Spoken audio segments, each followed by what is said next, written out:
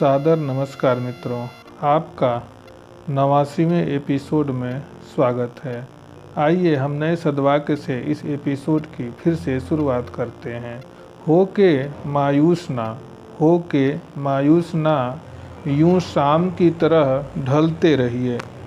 हो के मायूस ना, यूं शाम की तरह ढलते रहिए। जिंदगी एक भोर है, सूरज की तरह निकलते रहिए। जिंदगी एक भोर है, सूरज की तरह निकलते रहिए। ठहरोगे एक पाँव पर तो थक जाओगे। ठहरोगे एक पाँव पर तो थक जाओगे। धीरे धीरे ही सही पर पथ पर चलते रहिए। धीरे धीरे ही सही अपने राह पर चलते रहिए। सादर नमस्कार मित्रों, आप सभी का स्वागत है। आप सुन रहे हैं बेसिक साइंस लर्निंग और हम बात कर रहे हैं विज्ञान के कक्षा 7 के इकाई 15 ऊर्जा के बारे में। आज हम इस भाग में ऊर्जा रूपांतरण के कुछ तथ्यों पर चर्चा करेंगे। हमने ऊर्जा रूपांतरण के कुछ उदाहरण पहले हमने बात किया है। आज हम ऊर्जा रूपांतरण के कुछ अन्य उदाहरणों पर चर्चा करेंगे। हमने कार बैटरी देखा है। कार बैटरी के बारे में हम भाग 4 में चर्चा किए थे। कार बैटरी के आवेशन में अर्थात चार्जिंग में जो विद्युत ऊर्जा, जो इलेक्ट्रिकल एनर्जी होती है, वह रासायनिक ऊर्जा अर्थात केमिकल एनर्जी में परिवर्तित हो जाती है। और भी कई ऐसे उदाहरण हैं। हम जैसे साइकिल चलाते हैं, साइकिल चलाने में पेशी ऊर्जा का रूपांतरण यांत्रिक ऊर्जा के रूप में होता है। इसी प्रकार कई ऐसे उदाहरण होते हैं जिनमें पेशी ऊर्जा का रूपांतरण यांत्रिक ऊर्जा में होता है। इसी प्रकार एक अन्य उदाहरण विद्युत चुंबक का है।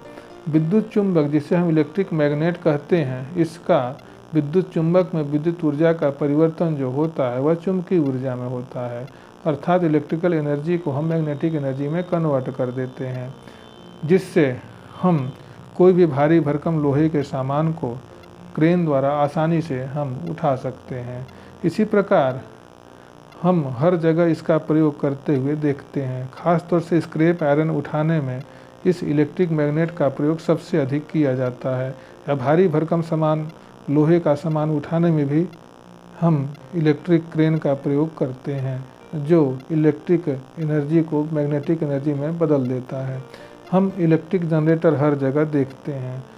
इलेक्ट्रिक जनरेटर का जो कार्य होता है वह यांत्रिक ऊर्जा को चुंबकीय ऊर्जा से पारस्परिक क्रिया जब होती है तो विद्युत ऊर्जा में बदलने के लिए हम इलेक्ट्रिक जनरेटर का प्रयोग करते हैं। अर्थात इलेक्ट्रिक जनरेटर यांत्रिक ऊर्जा चुंबकीय ऊर्जा से पारस्परिक क्रिया करने के बाद वह विद्युत ऊर्जा में बदलने का कार्य करता है।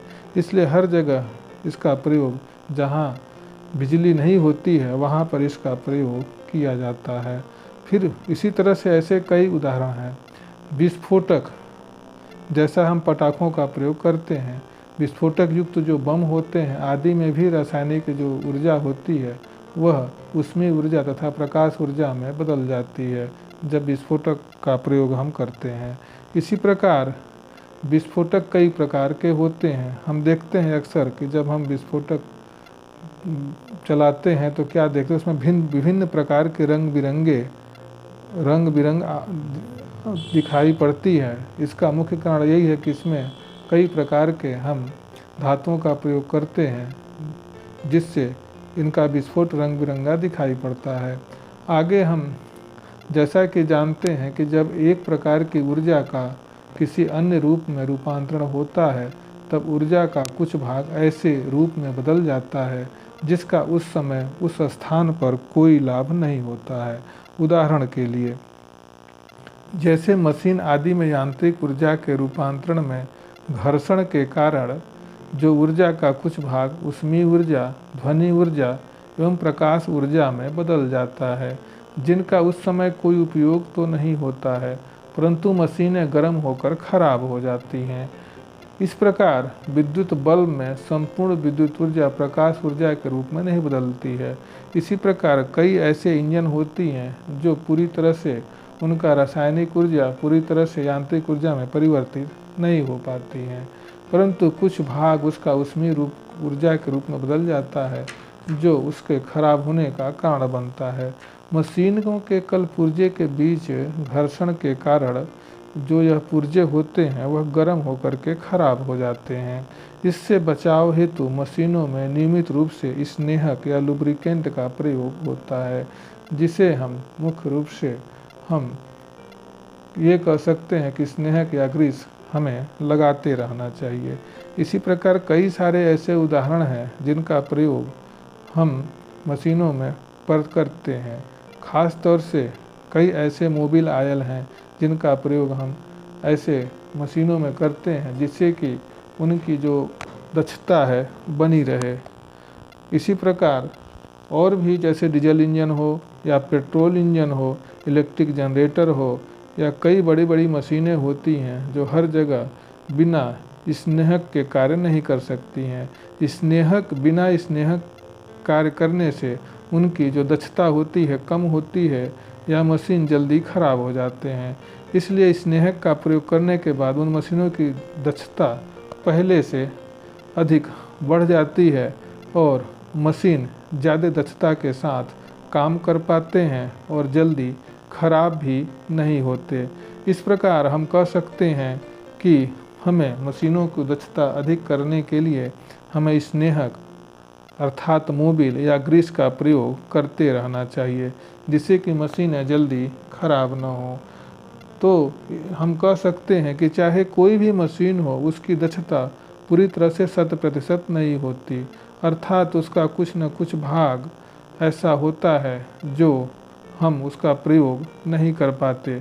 इसलिए उसके प्रयोग को बढ़ाने के लिए हम स्नेहक का उपयोग करते हैं। तो इस प्रकार हम कह सकते हैं कि हमें दक्षता बढ़ाने के लिए कई प्रकार के हम उपाय करने चाहिए। अब हम ऊर्जा के न्याय संगत प्रयोग हेतु हमें क्या प्रोत्साहन देना चाहिए उसके लिए हम बात कर रहे हैं। जल, वायु, बायोमास तथा सौर ऊर्जा पुनः प्राप्त करने वाले ऊर्जा के स्रोत हैं, जिसे हम नवीकरणीय स्रोत के रूप में जानते हैं। प्रकृति में इनकी आपूर्ति निरंतर होती रहती है, अतः इन्हें बार बार उपयोग में लाया जा सकता है। इनके प्रयोग से वातावरण बहुत कम प्रदूषित होता है और वहीं दूसरी ओर पेट्रोल, डीजल, पेट्रोलियम गैस, पत्थर का कोयला, मिट्टी का तेल आदि पुनः न प्राप्त होने वाले ऊर्जा के स्रोत हैं, जिन्हें हम पारंपरिक स्रोत के रूप में जानते हैं। नवीकरणीय स्रोत का जो ऊर्जा स्रोत हैं वो कभी खत्म न होने वाले ऐसे स्रोत हैं, जबकि ऐसे जो पारंपरिक स्रोत हैं जिसे हम अनवीकरणीय स्रोत के रूप में जानते हैं, जैसे पेट्रोल, डीजल, पेट्रोलियम गैस, पत्थर का कोयला, मिट्टी का तेल, ये इनका जो संपदा है सीमित रूप में है। ये ईंधन पृथ्वी की भूमिगत संपदा के अंतर्गत आते हैं। इनका एक न एक दिन समाप्त होना निश्चित है, अतः वे करोड़ों वर्षों की रासायनिक अभिक्रिया के फलस्वरूप ये प्राप्त होते हैं एवं इन स्रोतों के भंडारण में सीमित मात्रा में ये उपलब्ध हैं। इस प्रकार इनका विवेकपूर्ण उपयोग यदि हम न करें तो ये शीघ्र ही समाप्त हो सकते हैं, जिससे ऊर्जा संकट उत्पन्न हो सकती है। इसलिए हम कह सकते हैं कि संकट से बचने के लिए हमको ऊर्जा को आवश्यकता अनुसार हमें व्यय करना चाहिए, जिससे उक्त स्रोतों का खपत कम से कम हो। जैसे विद्युत ऊर्जा का उपयोग आवश्यकता अनुसार ही हम करें। सजावट में विद्युत का उपयोग हमें कम से कम करना चाहिए। कम दूरी के लिए पेट्रोल, डीजल चलित वाहनों का उपयोग नहीं करना चाहिए।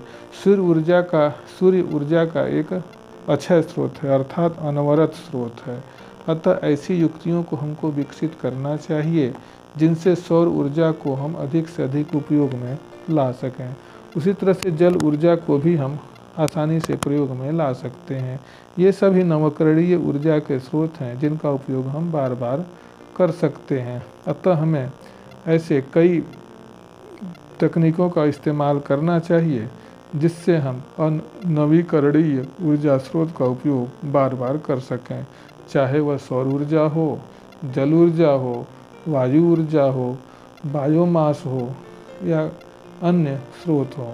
ये सभी अच्छी तरह से ऊर्जा के स्रोत का प्रयोग करने से हम इनका उपयोग बार बार कर सकते हैं और इससे हमको पर्यावरण हमारा प्रदूषित भी नहीं होगा। तो हमें इसके लिए एक अच्छी योजना अमल में लानी चाहिए। तो मित्रों, आज के इस एपिसोड में बस इतना ही। धन्यवाद।